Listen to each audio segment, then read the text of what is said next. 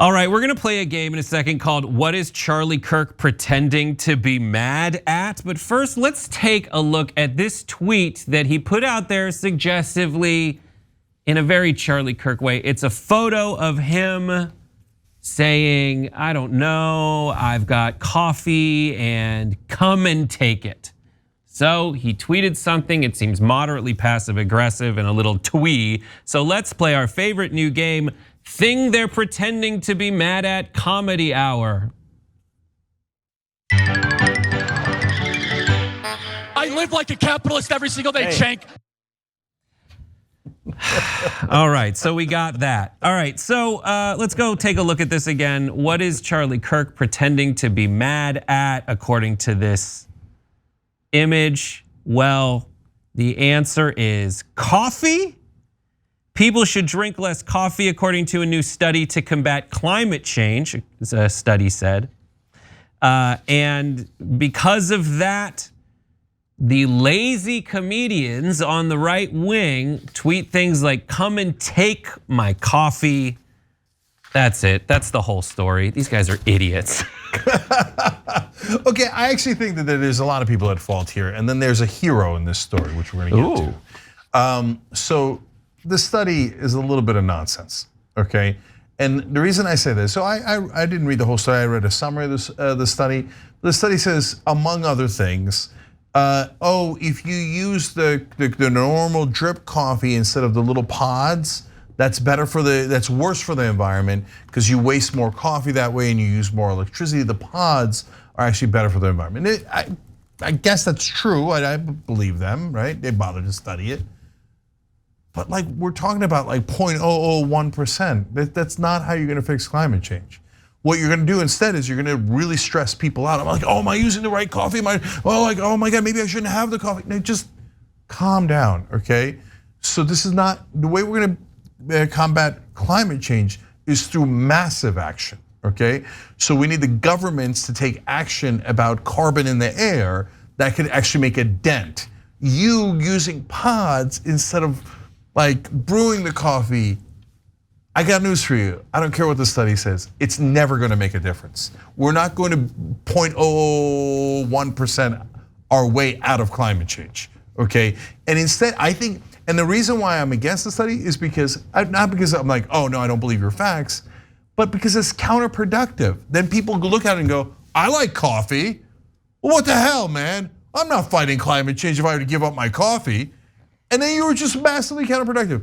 It goes up in there in the counterproductive Hall of Fame next to paper straws. Like nothing has made people hate fighting climate change more than paper straws. You're like, after the third sip, it's collapsed in on itself. You can't get it out anymore. Drives you freaking crazy. I remember one of our catchphrases when I worked at Al Gore's Current TV was, my corn spoon is melting. We had these corn spoons. We're like, what is these spoons? They look plastic, but someone's like, it's corn, so I can't use it in soup. It just melts. It's like you were dipping it in acid. No, don't. It's a hill to die on kind of thing, but it's also like, for me, the specific agony that I encounter with something like this is reading the summaries. Like, look at graphic 3. They said preparing coffee was just, quote, the tip of the iceberg. Like even the study is like, why are we doing this?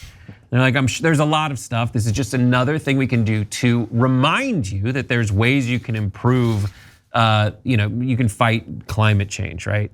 Now, as Cenk said, there's all these things that they kind of try to trick you into thinking, which is like the folks who are advocating for climate responsibility are just like your parents telling you to clean your room and making you feel like you have to give up everything you love. That's not the case. A lot of people are like, I'm sorry I have to tell you this, but otherwise you wouldn't know that we're consuming a lot. But the other thing they do is like, there's a bunch of reports on this on like recycling where they're like, oh, it was revealed that the whole campaign, by and large, for you to recycle at your house, really it's not everything you think it is, blah, blah, blah. Usually there's ways you can make changes at like the higher level of like major corporations that are manufacturing things and acquiring materials where they can take steps that will offset climate change a lot more than an individual's usage, but I think it's more like veganism. It's like if someone's over your shoulder telling you that you're destroying the world,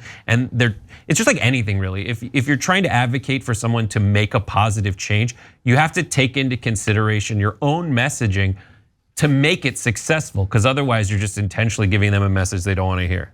Yeah, and so, but let me move on to stage 2 here. So all of this is true, but do you have to get like really mad at the study and then say, oh yeah, come and take my coffee and it has way too much milk in it, right? No, you don't have to do that, okay? Graphic 4 is a close-up on the coffee itself. It is like our dear friend, like this is my favorite part about it. It's like, all right, I'll have my coffee cup, but do we have this coffee cup? You can't see the coffee. People aren't gonna know that I drink like puke foam unless I have a see-through coffee cup, which we all know are only owned by serial killers and dog, molesters.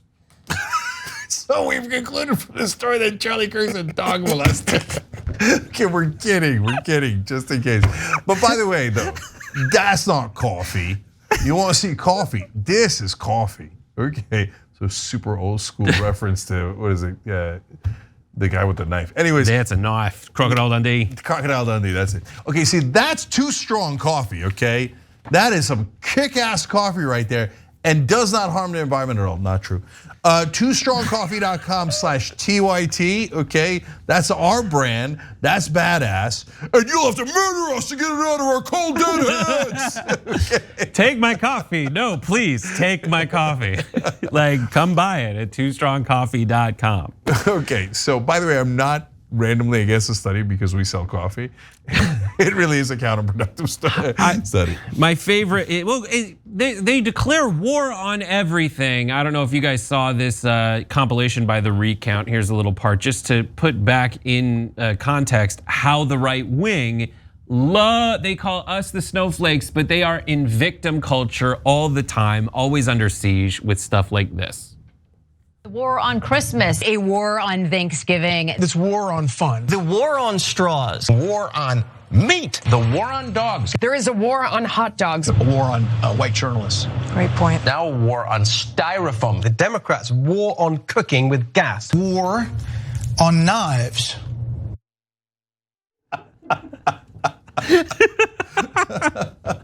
Melting Clark Kent, Brett, whatever his name is, has declared a war on knives, which he will fight for, I believe, on the side of knives. He's for knives, he's with knives. Did he show up to the war on knives with a knife? He's so stupid. So people know, Graphic 6, just so it's hard to keep track on what the right wing is for and against, things that are okay. In terms of these wars on things like it's children's asthma are okay with the gas stove debate. A dead planet is okay. Guns that shoot kids are okay, don't take them away. Things that are not okay are gays when it comes to anything they do. And then unbangable candy is not okay. So no. They say that the left is the one that's grooming the kids, but they throw a fit if their candy isn't enough. Okay, so that just happened. All right, and remember the hero of the story again, TooStrongCoffee.com/TYT. Real coffee, by the way, it is organic and it is all those good things, and it gives money to progressive causes that kick Charlie Kirk's ass. So you get that benefit from Too Strong Coffee as well. So go out there and drink all you want with a good free conscience. So good. They want to make you drink Starbucks every day from now until forever. Okay, just last thing. Tucker Carlson literally said that before the 2020 election to try to get people to vote against Biden because Biden was going to make you drink Starbucks every single day. There's something I want to do. Biden couldn't even pass a voting rights bill, okay? Let alone making you drink Starbucks. Why would he want you to drink Starbucks? These guys are literal lunatics. Thanks for watching The Young Turks, really appreciate it. Another way to show support is through YouTube memberships.